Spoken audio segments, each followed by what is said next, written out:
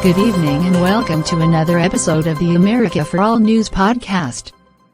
Debbie Smith reporting. If you have been watching us for a while, you know already about the two Christian Way academies that my Uncle Paul was principal of, one in Houston and the other in the Dallas-Fort Worth area, which have both been shut down due to scandals. But what about others?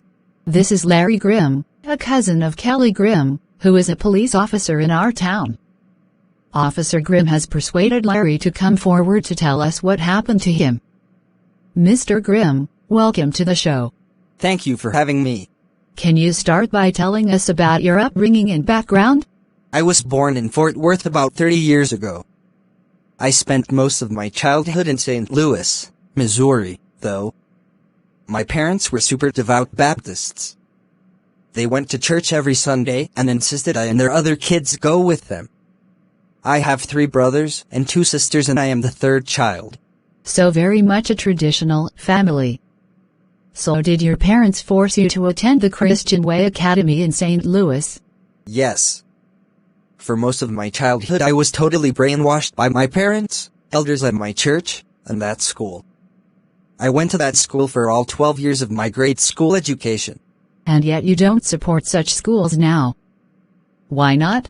Because once I graduated from that school, I found that what I had been taught didn't match up at all to what most people understood to be true. At first, I thought it was because Christians like me were a minority, and I even feared that Christians would someday be persecuted.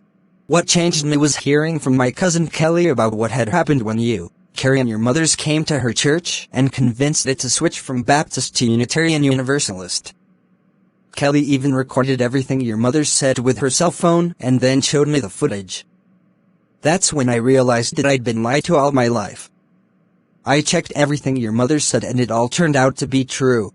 I now understand that the indoctrination I was subjected to was evil and I want it stopped. And I am an activist against it. Thank you for your testimony. For the record, we were not demanding anyone give up their faith. We just wanted to explain why we didn't share their beliefs. I know. It was your telling Carla Jenkins that story about the Israelites exterminating the Midianites in Numbers chapter 31 that made her, me, and so many others question what we had been taught.